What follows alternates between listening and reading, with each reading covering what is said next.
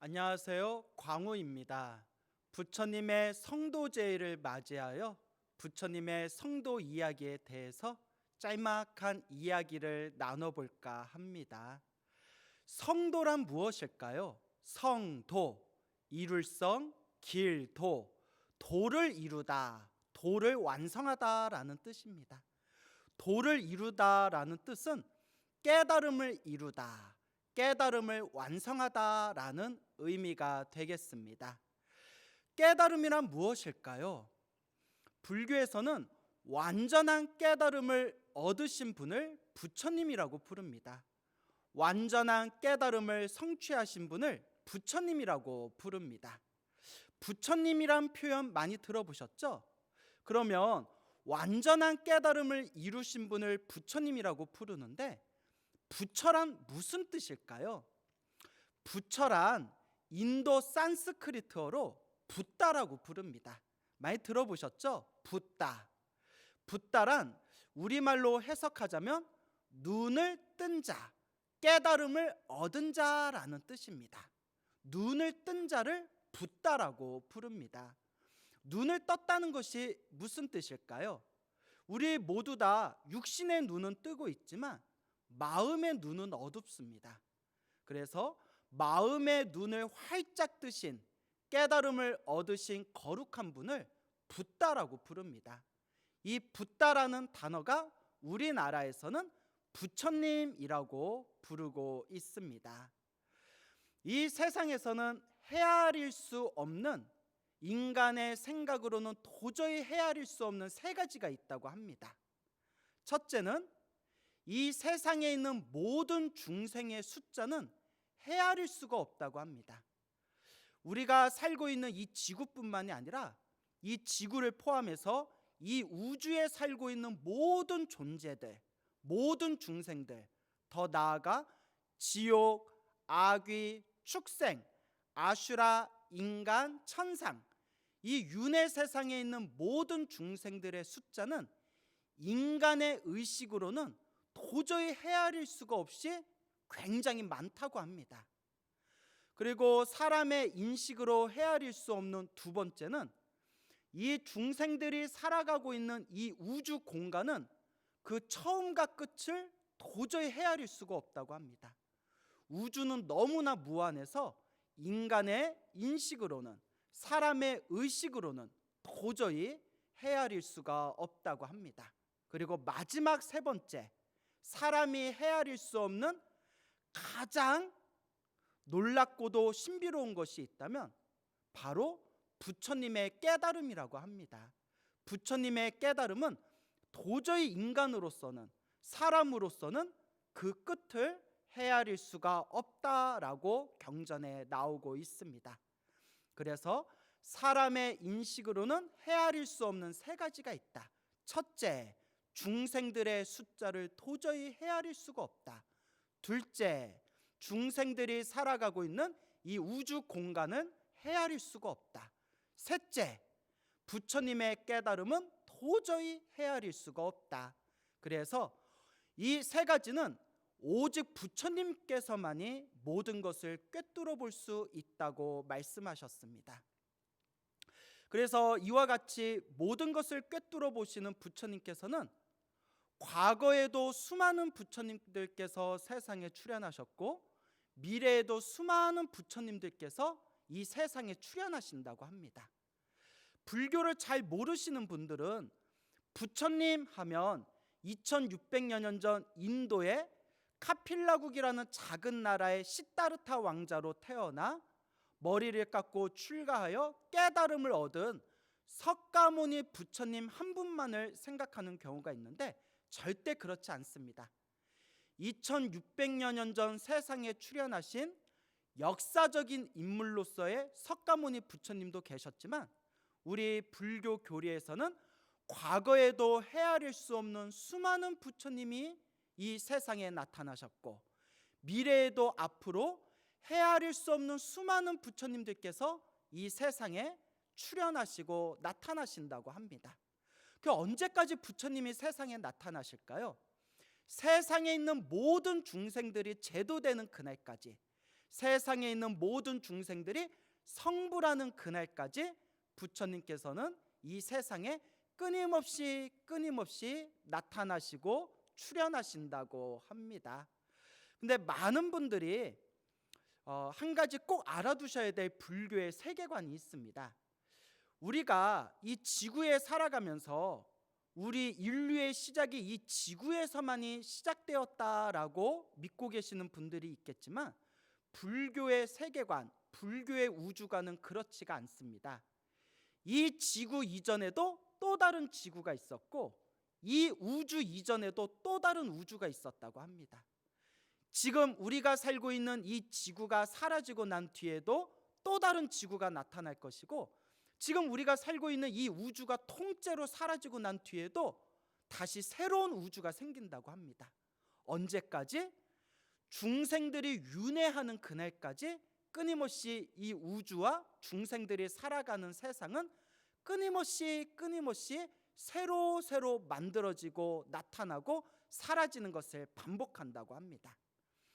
흔히 우리가 인간은 생로병사를 반복한다라고 말합니다. 생로병사, 태어나고 늙고 병들고 죽는 것, 생로병사를 반복하고, 또한 불교에서는 태어나고 죽은 뒤에 다시 또 태어나고 죽은 뒤에 다시 또 태어나는 윤회라는 세상이 있다라고 불교에서는 말하고 있습니다. 우리 인간이 생로병사를 반복하듯이 우리 중생들이 살고 있는 이 우주 공간도 생로병사를 반복한다고 합니다. 우주의 생로병사를 성주괴공이라고 부릅니다. 잘 기억해 두세요. 성주괴공. 성은 만들어지다, 이룰 성자입니다. 만들어지다, 우주가 만들어지고, 주는 우주가 머무르다, 유지되다라는 뜻입니다. 머무를 주, 유지되다. 그리고 우주가 점점 무너지는 것을 괴라고 부릅니다. 무너질 괴.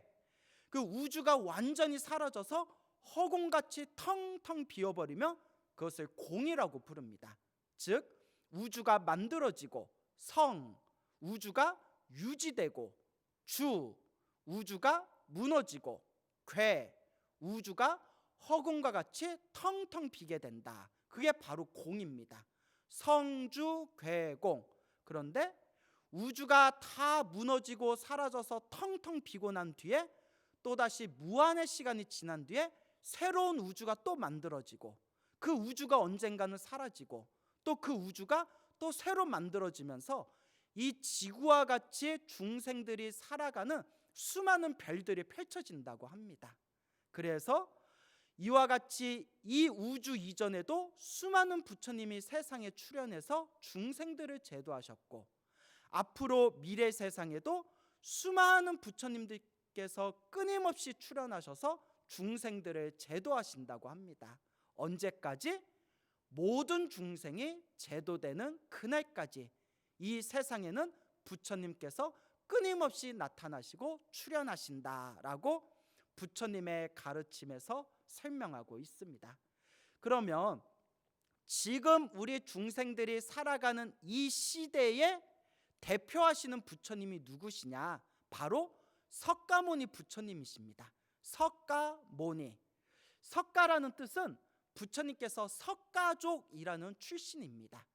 우리가 흔히 무슨 조선족, 한족, 만주족이라는 표현을 쓰듯이 부처님께서 출현하셨던 그 당시 그 백성들의 종족이 바로 석가족이었습니다.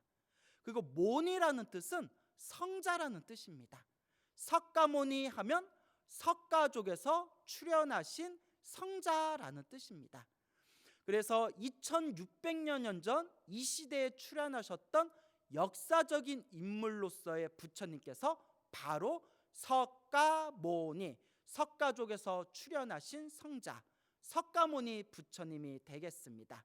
자, 그런데 석가모니 부처님 이전에도 수많은 부처님이 계셨고, 석가모니 부처님 이후에도 앞으로 수많은 부처님이 세상에 출현하신다, 제가 말씀을 드렸죠. 석가모니 부처님 이전에 나타났던 부처님이 누군지 혹시 아십니까? 예, 가섭 부처님입니다. 가섭 부처님. 그래서 가섭불이라고 부르게 됩니다.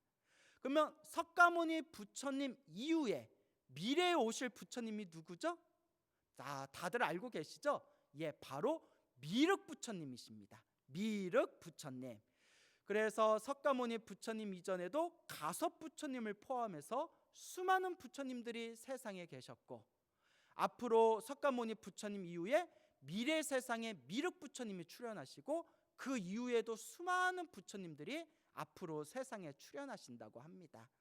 흔히 신도들이 이런 질문을 합니다. 스님, 미래에 미륵 부처님이 나타나신다고 했는데 얼마나 기다려야 돼요? 그럴 때마다 제가 웃으면서 예, 조금만 기다리면 됩니다. 얼마 안 있으면 이제 곧 나타나실 겁니다 하며 신도들이 깜짝 놀랍니다. 아니 스님, 그럼 언제쯤에 나타나시는데요? 예, 경전마다 내용이 조금씩 다르지만 대표적인 미륵 경전에 보면 56억 7천만 년 후에 나타나십니다 하며 신도들이 벙쪄 하더라고요. 56억 7천만 년 후에 나타나시는 부처님이 바로 미륵 부처님이 되시겠습니다. 자, 그래서 지금 우리 시대를 대표하고 계시는 부처님이 바로 석가모니 부처님이신데요. 여러분 꼭 명심할 게 있습니다. 우리 중생들은 흔히 부처님이 따로 있고 중생이 따로 있다라고 생각하지 않습니까? 절대 그렇지 않습니다.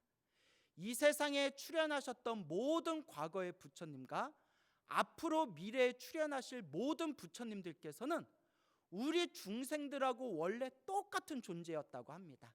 우리 지금 중생들처럼 탐욕과 성냄과 어리석음이 가득하고, 지금 우리 중생들처럼 소심하고 찌질한 우리와 똑같은 중생이었는데, 다만 성불하겠다, 부처가 되겠다, 도를 완성하겠다, 성도하겠다라는 발언으로 수없는 억겁의 세월 동안 복덕과 지혜를 완성하셨기 때문에 우리와 똑같은 중생에서 시작해서 지금은 저렇게 완전한 깨달음을 얻으신 부처님이 되신 것이다 라고 불교에서 말하고 있습니다.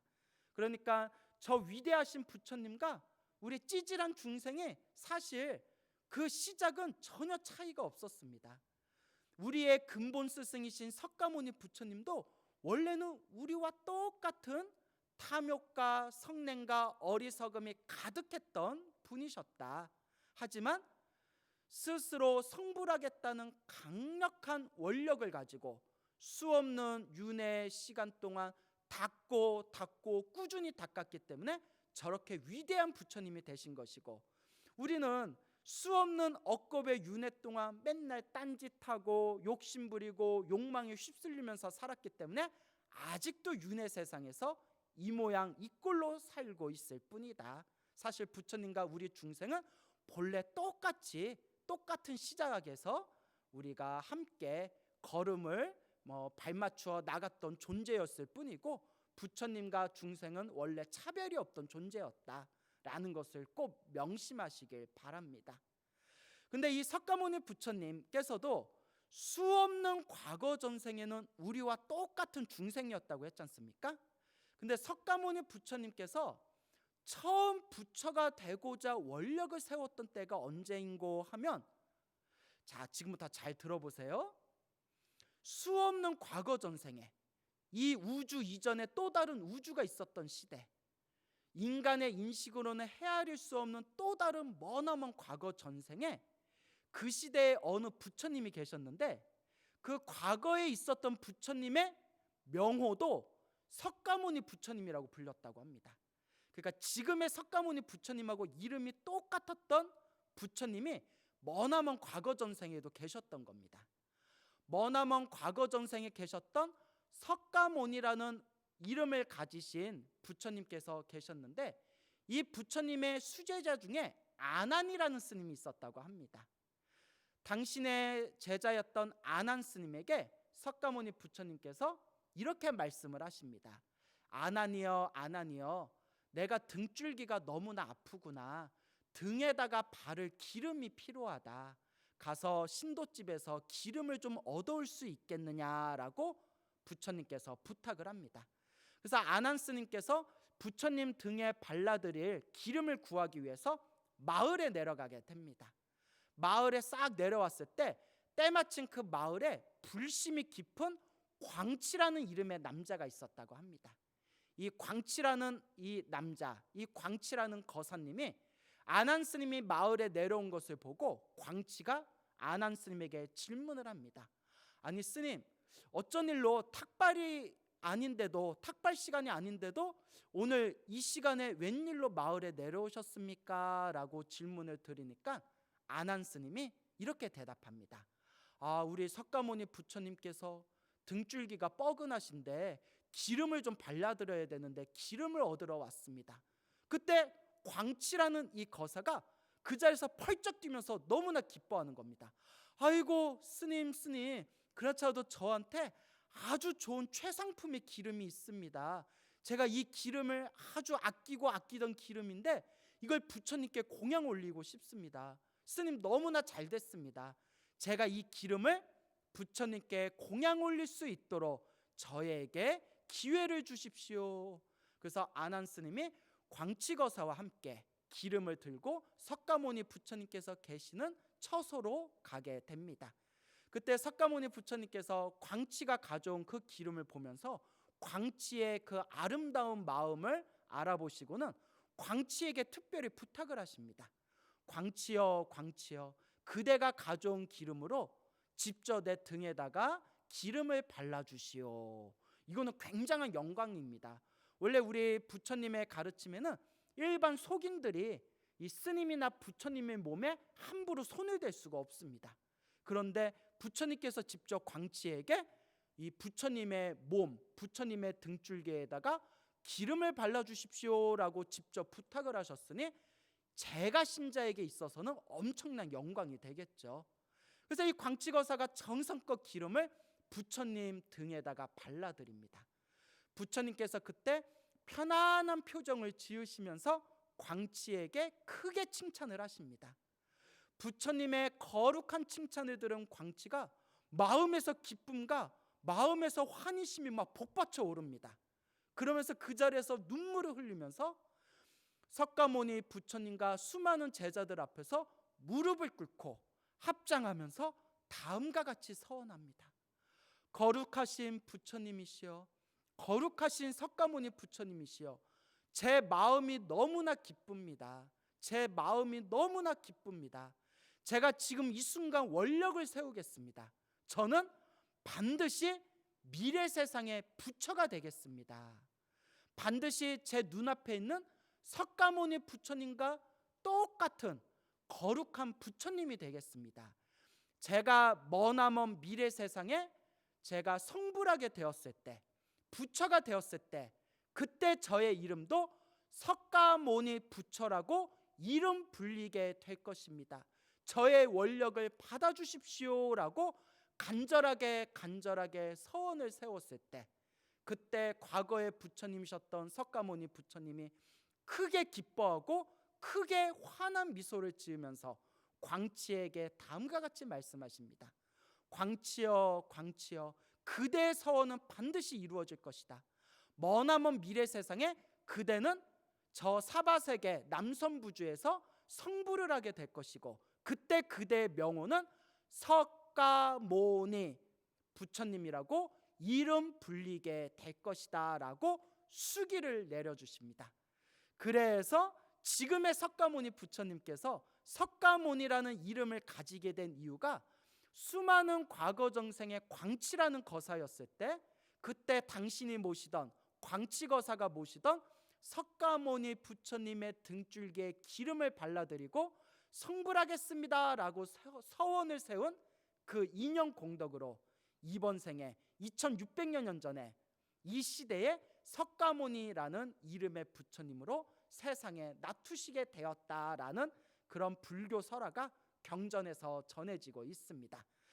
자, 이와 같이 본래 석가모니 부처님께서도 우리와 똑같은 중생이었습니다. 우리와 똑같은 중생이었지만 단 하나, 우리 중생들은 끊임없이 욕망에 휩쓸리면서 탐욕과 성냄과 어리석음에 젖어들면서 살았지만 그 광치라는 거사는 마음으로 거룩한 마음을 일으키면서 저는 미래 세상에 반드시 부처가 되겠습니다라는 너무나도 거룩한 서원을 세웠기 때문에 그분께서는 오늘날 석가모니 부처님이 되신 것이고, 우리 중생들은 헤매다가 아직도 이 윤회 세상에서 고통을 받고 살아가고 있구나, 오직 이 차이가 있을 뿐입니다. 그래서 이와 같이 성불하겠다는 마음, 내가 부처가 되어 모든 중생 제도하겠습니다라는 이 마음을 불교에서는 보리심이라고 부릅니다. 보리심. 이 보리심은 바로 금강경과 반야심경에 나오는 안욕따라 삼맥삼 보리심의 준말입니다. 안욕따라 삼맥삼 보리심.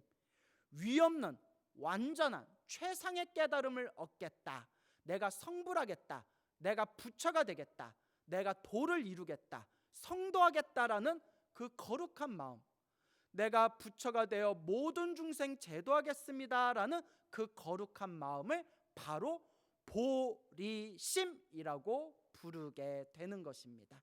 우리 불자 여러분들, 이 보리심에 대해서 항상 마음에 간직하고 항상 마음에 되새기시길 바랍니다. 그래서 우리 불자님들이 항상 새벽마다 혹은 저녁마다 부처님을 향해서 법당에서 예불을 올릴 때 우리가 예불문에 다 함께 독송합니다. 지심 귀명래 하면서 삼계도사 사생자부, 이 예불문을 지극정성으로 독송할 때 예불문의 마지막 구절이 무엇입니까? 원공법계 제중생 자타일시 성불도. 자타일시 성불도. 예불문의 마지막에 자타일시 성불도입니다. 자기 자신과 타인, 남이 일시 다 함께 일시에 성불도, 불도를 이루어지이다, 나와 남이 다 함께 성불하여 지이다라는 바로 이 예불문의 마지막 구절이 바로 보리심입니다. 내가 부처가 되어 모든 중생 다 함께 성불하겠다, 모든 중생 다 함께 제도하겠다, 이것이 바로 중생이 부처가 될 수 있는 강력한 원동력, 강력한 에너지, 강력한 발심, 강력한 마음가짐이 바로 차타일시 성불도 보리심이라는 것을 우리 불자 여러분들께서는 꼭 명심하시고 꼭 되새기시고 마음속에 항상 각인하시길 바랍니다. 석가모니 부처님도 머나먼 과거 전생에는 우리와 똑같이 번뇌 많은 중생이었지만 광치라는 거사로 있었을 때 석가모니 부처님 앞에서 저는 미래 세상에 성불하겠습니다라는 그 원력으로 오늘날 이와 같이 위대하고 완전한 깨달음을 얻으신 부처님이 되셨다라는 그 소중한 이야기를 절대 잊지 마시길 바랍니다. 자, 우리 중생이 부처가 되고자 했을 때에는 그 부처가 되는 여러 가지 단계가 있습니다. 그 단계에 대해서 그냥 간단하게만 말씀드리자면, 첫 번째, 성불하겠습니다라는 원력을 세워야 됩니다. 성불하겠습니다라는 원력. 제가 지금 부처님께 귀의하여, 제가 지금 부처님과 가르침과 스님들께 귀의하여 제가 부처님의 가르침을 따르는 것은 저 스스로 복을 얻거나 잘 먹고 잘 살거나 하늘색에 태어나거나 혹은 아라한이 되거나 벽지불이 되거나 보살이 되기 위함이 아니라 오직 이 최상의 가르침을 의지하여 안욕따라 삼맥삼 보리심을 일으키는 것입니다. 안욕따라 삼맥삼 보리심을 일으키는 것입니다. 제가 지금 불법승 삼보에 귀하여 부처님의 법을 배우고 수행하는 것은 오직 성불하기 위해서입니다. 저는 반드시 저는 성불하겠습니다라는 원력을 세우는 것이 바로 첫 번째 원칙입니다. 우리 대부분의 많은 절에 다니시는 불자님들을 보면 많은 불자님들이 흔히 이런 이야기를 합니다. 스님, 저희가 절에 다니는 이유가 사실 그냥 우리 집안 식구들 잘 되게 해주세요. 우리 그냥 잘 먹고 잘 되게 해주세요. 우리 자식 좋은 대학 붙게 해주세요. 우리 집안 식구들 그냥 아무 일 없이 무탈하게 지내게 해주세요. 솔직히 그런 마음으로 절에 다닙니다 라고 말씀하시는 불자님들이 굉장히 많습니다. 물론 그런 이유로 절에 다니는 것도 복을 짓는 하나의 과정일 수는 있지만 진정한 부처님 가르침의 의미는 아닙니다. 묘범 연화경 법화경에서도 분명히 말하기를 부처님께서 세상에 출현하신 뜻은 모든 중생을 깨달음의 길로 인도하기 위함이다.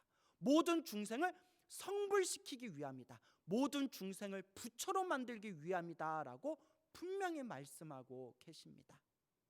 그리고 어떤 불자님은 스님들의 이런 법문을 들으면 흔히 또 이런 말씀들을 합니다.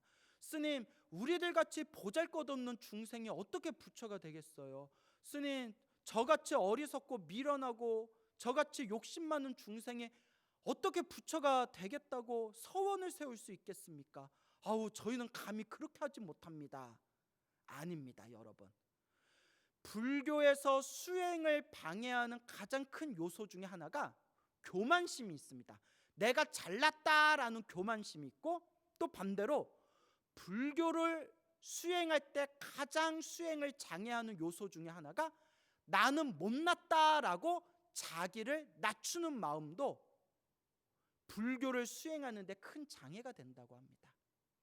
아까도 거듭해서 말씀드렸지만 세상에 출현하셨던 모든 부처님께서도 원래는 우리와 똑같은 중생이었다. 원래는 우리와 똑같이 탐욕과 성냄과 어리석음이 가득했고 우리와 똑같이 찌질한 중생이었지만 꾸준히 닦고 수행하고 수행하였기 때문에 저렇게 위대한 부처님이 되셨던 것이다. 여러분, 절대 처음부터 완벽한 사람은 없습니다. 세상 어디에도 완벽한 사람은 없습니다. 여러분들 앞에서 설법하고 있는 저 자신조차도 절대 완전하지 못합니다. 저도 완전히 실수투성입니다. 제 머릿속에서도 망상이 가득합니다. 하지만 부처님께서는 분명히 말씀하십니다. 비록 보잘것없는 중생이라 하더라도 항상 모든 중생이 성불하여지이다라는 보리심을 일으키면서 꾸준히 수행한다며 그 중생은 반드시 미래 세상에 부처가 될 것이다 라고 법화경에서 분명히 말씀하고 계십니다. 부처님의 말씀을 의심하지 마십시오. 우리가 예불문 마지막에 항상 원공법계 제중생 자타일시 성불도 항상 보리심을 바라고 있지 않습니까? 모든 중생은 반드시 부처가 될 수 있는 자격이 있습니다. 왜냐? 모든 중생마다 우리 내면에는, 우리 마음에는 부처님과 똑같은 성품이 있다고 합니다. 착한 사람이든 나쁜 사람이든 아무런 관계없이 본래 우리 마음에는 부처님과 똑같은 성품이 있기 때문에 누구든 자신의 마음을 깨우치기만 하면 누구든지 부처가 될 수 있는 자격이 있는 존재가 바로 중생이라고 합니다. 그렇기 때문에 부처님의 가르침을 수행하고 부처님의 가르침을 공부하는 우리 불자님들께서는 절대 자기 자신을 비하하지 마십시오. 항상 부처님 앞에서 부처님, 제가 지금 이 순간에 저 자신은 탐욕과 성냄과 어리석음이 가득한 중생이지만 저는 반드시 미래 세상의 모든 중생들과 다 함께 성불하겠습니다 라고 원력을 세우십시오. 대승경전에서 한결같이 말씀하시기를 어느 중생이건 마음으로 제가 반드시 성불하겠습니다, 모든 중생 제도하겠습니다 라고 마음을 일으키기만 하더라도 이 우주 법계에 있는 모든 재불보살, 모든 부처님과 모든 보살님들께서 다 함께 그 중생을 향해서 기뻐하고 칭찬하고 찬탄하신다라고 경전에서 말씀하고 계십니다. 그러니 절대 자기 자신을 낮춰보지 마십시오. 부처님의 가르침을 받들어 행하는 모든 중생들은 반드시 성불할 수 있는 자격을 갖춘 존재라는 것을 꼭 명심하시길 바랍니다. 자, 그래서 중생이 부처가 되기 위해서는 첫 번째, 성불하겠습니다라는 원력을 세워야 됩니다. 그리고 성불하겠습니다라는 원력을 세우고 난 뒤에 6가지 바라밀의 공덕을 완성해야 됩니다. 6바라밀의 공덕을 완성하는 것이 바로 성불할 수 있는 가장 올바른 길이라는 것을 여러분들이 꼭 되새기셔야 됩니다. 그 6바라밀이란 무엇일까요? 아마 우리 불자님들은 다 알고 계실 겁니다. 6바라밀, 6가지 바라밀. 여기서 바라밀이라는 뜻은 저 섬에 도착하다, 도달하다, 혹은 완성하다라는 뜻이 있습니다. 즉 6바라밀 하면 6가지의 완성이라는 뜻입니다. 그럼 6바라밀이 무엇일까요? 다들 알고 계시죠? 보시, 지계, 인욕, 성정, 정진, 마지막이 지혜. 이 6가지의 완성을 6바라밀이라고 부릅니다. 보시, 모든 중생들에게 모든 것을 다 베풀어 주는 겁니다. 모든 중생들에게 아낌없이 모든 것을 다 베푸는 것이 바로 보시입니다. 지계, 지계는 수행자로서 지켜야 할 행위 규범과 인간으로서 지켜야 할 윤리와 도덕을 바로 계율을 지킨다, 지계라고 부르게 됩니다. 인간으로서 지켜야 할 윤리와 도덕을 완성하고 수행자로서 지켜야 할 행위 규범을 완성하는 것이 바로 지계입니다. 인욕은 모든 것을 참고 견디는 것을 인욕이라고 합니다. 우리 중생들 마음에는 항상 탐욕과 성냄의 불길이 활활 타오르고 있습니다. 내 내면에서 올라오는 욕망을 이겨내고 내 내면에서 올라오는 화를 견뎌내는 것, 이것이 바로 인욕입니다. 그리고 선정은 내 몸과 마음을 고요히 가라앉히고 정신을 하나로 통일하는 것을 선정이라고 부르게 됩니다. 그리고 정진은 쉬지 않고 꾸준하게 밀고 가는 것을 정진이라고 합니다. 여러분, 수행이 얼마나 어렵습니까? 그 어려운 수행을 멈추지 않고 후퇴하지 않고 꾸준히 밀고 가는 것이 바로 정진의 힘입니다. 이와 같이 보시와 지계와 인욕과 성정과 정진, 5가지가 완벽하게 꽃을 피웠을 때 마지막 열매가 맺게 됩니다. 그 마지막 열매가 바로 부처님과 같은 지혜, 바로 반야바라밀, 반야라고 부르게 됩니다. 그래서 우리가 반야심경에서 다음과 같은 구절이 나오지 않습니까? 관자재 보살이 깊은 반야바라밀다를 행할 때, 여기서 말하는 반야바라밀다를 행할 때, 6바라밀을 완성하고 반야를 얻었을 때 온이 모두 공함을 비추어 보고 온갖 공통, 온갖 괴로움에서 벗어났느니라 라고 반야심경에서 이야기하고 있지 않습니까?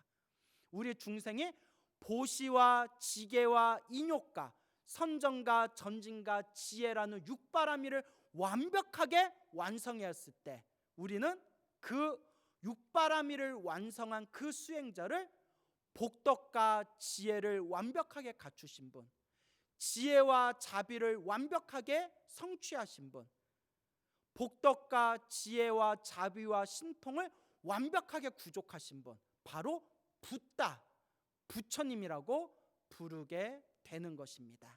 그래서 우리 중생들이 부처가 되고자 했을 때 반드시 2가지는 확실하게 이해해 놓으셔야 됩니다. 부처가 되고자 할 때 첫 번째, 나는 성불하겠습니다 라는 원력을 세울 것. 2번째, 지금 당장은 안 되더라도 조금씩이나마 내 수준에 맞는 만큼 보시와 지계와 인욕과 선정과 정진과 지혜를 완성해 나가는 것. 그러면 많은 불자님들이 이런 이야기를 합니다. 스님, 저희들 같이 수준이 낮은 사람들이 언제 부처님처럼 6바라밀을 완성합니까? 자, 그런데 여러분, 부처님께서 6바라밀을 완성하는데 시간이 얼마나 걸렸을 것 같습니까? 3년? 6년? 30년? 300년? 3000년? 넉넉 잡고 3만 년? 경전에서는 우리와 똑같은 중생이었던 부처님이 육바라밀을 완성해서 부처가 되는 데까지 3아승직업이 걸렸다고 합니다. 몇 아승직업? 3아승직업. 3아승직업이란 아승직업이란 표현이 있습니다. 아승직업은 인간의 인식으로는 도저히 헤아릴 수 없는 기나긴 시간을 아승직업이라고 합니다. 천년 만년이 문제가 아닙니다. 도저히 인간의 인식으로는 헤아릴 수 없는 기나긴 시간을 아승직업이라고 부릅니다. 그 아승직업을 몇 번을 돌고 도셨다? 3번을 돌고 돌았을 때 3아승직업이라고 합니다. 중생이 부처가 되는데 3아승직업을 완벽하게 육바라밀에 닦아야 되는 겁니다. 그러니까 여러분, 부처님 되려고 너무 서두르지 않으셔도 됩니다. 앞으로 3아승직업을 닦으셔야 되니까 그냥 꾸준하게 나아가시면 됩니다. 3아승직업, 말이 3아승직업이지. 자, 그런데 아비달마 구사론이라는 불교에서 굉장히 유명한 학술서적이 있습니다. 그 세친이라는 천재 스님께서 약 1000년 전에 저술하신 아비달마 구사론이라는 기가 막힌 논서가 있는데, 거기에 보면 이런 구절이 나옵니다. 중생이, 우리 석가모니 부처님께서 중생이었을 적에 부처가 될 동안 3아승직업을 닦았다.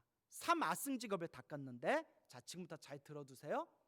첫 번째 아승직업을 닦을 때는 7만 5천 분의 부처님께 공양 올리고, 두 번째 아승직업을 닦을 때에는 7만 6천 분의 부처님께 공양 올리고, 세 번째 아승직업을 닦을 때에는 7만 7천 분의 부처님께 공양을 올리면서 3아승직업 동안 육바라밀을 잘 닦고 닦아서 완벽한 깨달음을 성취하신 분이 바로 부처님이 되시는 겁니다. 그러니 우리가 이 부처님을 존경하지 아니할래야 아니할 수가 없습니다.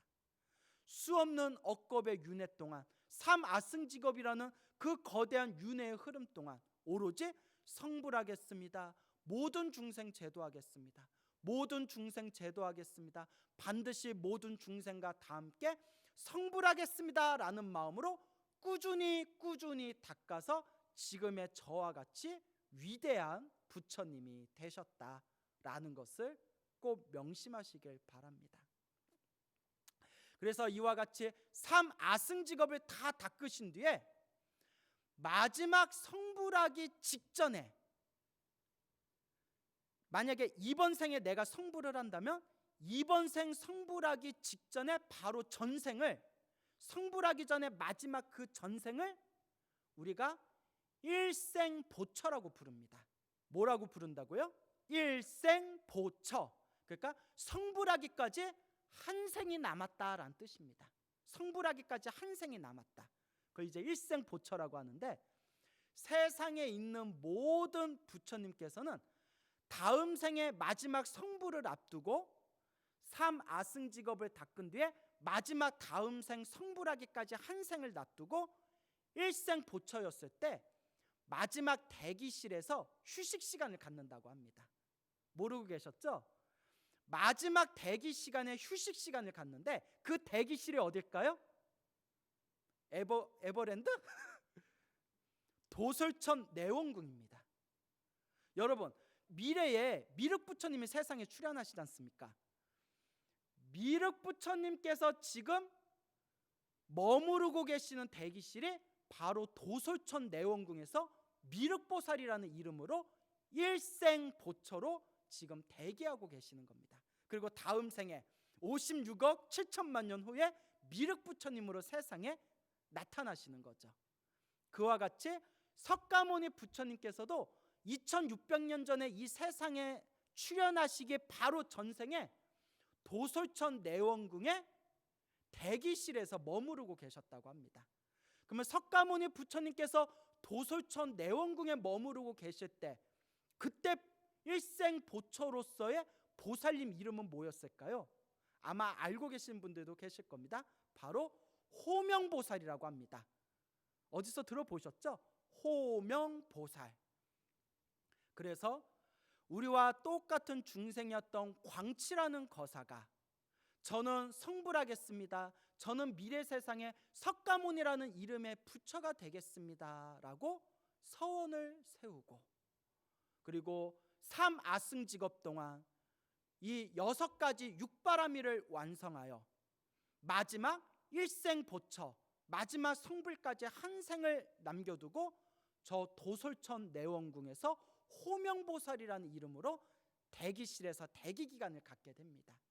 그리고 도솔청 내원궁에서 고요히 사색에 빠져서 시간이 흐르고 흘러 비로소 이 세상에서 부처님을 받아들일 시절 인연이 도래했을 때 부처님께서 이 세상을 가만히 관찰하시고 나는 어느 나라에 태어날 것인가, 나의 부모님은 누가 될 것인가, 나는 어느 나라, 어느 부모님, 어느 집안에 태어날 것인가를 완벽하게 다 꿰뚫어 보신 뒤에 당신의 원력에 의해서 전생에서부터 가장 인연이 있었던 가장 좋은 인연으로 부모님을 선택하고 나라를 선택해서 그 세상에 출현하시게 되는 겁니다. 그리고 여러분 명심하십시오. 이미 이 세상에 출현하셨던 이 아기 부처님께서는 이미 삼아승직업 동안 육바라밀을 완성해서 이미 이번 생에 부처가 되기로 결정이 되신 분입니다. 그래서 부처가 되기로 결정되셨던 분이기 때문에 이 아기 부처님께서 어머니의 뱃속, 마야 부인의 어머니의 뱃속에서 태어나서 깨끗하게 목욕을 한 뒤에 7걸음을 걸으면서 한 손으로는 하늘을 가리키고 한 손으로는 땅을 가리키면서 하늘 위 하늘 아래 내가 가장 높도다, 내가 마땅히 모든 중생을 제도하리라 라고 모든 중생들에게 바로 선언하시는 것이 우리 부처님의 우리 중생들을 제도하기 위해 닦으신 삼아승직업의 바로 첫 신호탄이 되는 것입니다. 이와 같이 우리 부처님께서는 무럭무럭 자라게 되고 당신이 전생에서부터 나는 부처가 되어 모든 중생을 제도하겠다는 그 원력의 흐름대로 29살에 출가를 하시고 6년 동안 고행을 하신 뒤에 보리수 나무 아래에서 비로소 저 하늘의 새벽별을 보시고 완전한 깨달음을 얻게 되는 겁니다. 완전한 깨달음을 얻으신 부처님의 성도는 단순히 이번 생의 깨달음이 아니라 수많은 과거 전생의 억겁의 세월, 삼아승직업이라는 거대한 윤회의 시간 동안 모든 중생들을 제도하기 위해서 쌓이고 쌓이고 쌓인 복덕과 지혜와 자비의 힘이었다는 것을 꼭 명심하시길 바랍니다. 그래서 법화경에서 부처님께서는 다음과 같이 말씀하십니다. 중생들아, 너희들은 절대 부처님이 이번 생에 이 세상에 태어나서 보리수 나무 아래에서 깨달음을 얻어 부처가 되었다고 그렇게 생각하지 말아라. 사실 부처님은, 부처라는 존재는 이미 수많은 과거 전생에 이미 성불을 했는데, 이미 성불을 한 상태에서 수많은 중생들을 제도하다가 이번 생에도 중생들을 제도하기 위해서 일부러 이번 생에 태어나고 나이가 들고 머리를 깎고 출가해서 보리수 나무 아래에서 깨달음을 얻는 모습을 중생들에게 그냥 보여줬을 뿐이다. 사실 부처님이라는 존재는 이미 오랜 전생에 깨달음을 얻은 존재다라고 법화경에서 이야기하고 있습니다. 이것이 바로 법화경 열애수량품에 나오는 구원 성불론이 되겠습니다. 마지막 이야기를 하나 들려드리겠습니다. 어느 남자가 있었는데 부처님 당시에 이 남자가 부처님께 질문을 합니다. 부처님, 과거에도 수많은 부처님이 세상에 출현하셨습니까? 그때 석가모니 부처님께서 과거에도 수많은 부처님이 세상에 출현하셨다라고 대답하셨습니다. 그때 그 남자가 부처님, 그럼 미래에도 수많은 부처님이 앞으로 출현하시겠습니까? 라고 했을 때 석가모니 부처님께서 미래에도 수많은 부처님이 세상에 출현하실 것이다 라고 대답하셨습니다. 그때 남자가 이렇게 생각합니다. 아, 어차피 미래에도 수많은 부처님이 세상에 출현하실 텐데 지금은 좀 놀다가 나중에 미래 세상에 내가 머리 깎고 출가해서 깨달음을 얻어야 되겠다 라고 생각했을 때 석가모니 부처님께서 그 남자에게 다음과 같이 말씀하십니다. 여러분 잘 들어두십시오. 그대여, 과거에도 수많은 부처님이 세상에 출현하셨는데 그대는 지금까지 깨달음을 얻지 못했다. 그런데 미래 세상에 앞으로 수많은 부처님이 출현하신다 한들 과연 그대가 미래에 깨달음을 얻을 수 있다고 어떻게 보장하겠느냐? 바로 지금 이 순간이다 라고 했을 때 그 남자가 그 순간 마음에 크게 깨달은 바가 있었습니다. 바로 지금 이 순간입니다. 지금 이 순간 부처님이 계실 때 바로 우리가 수행할 때입니다. 이 방송을 보고 계신 우리 많은 불자님들, 이 세상에 출현하셨던 부처님의 성도제를 맞이하여 다시 마음으로 내가 이번 생에 열심히 수행하겠다, 내가 이번 생에 부처님의 가르침을 만났으니 이번 생 헛되이 보내지 않겠다, 내가 이번 생에 이 마음 공부를 잘하겠다라는 그런 깊은 보리심의 발언으로 꾸준히 성부를 향해서 닦아 나아가시기 바랍니다. 여러분 성불하십시오.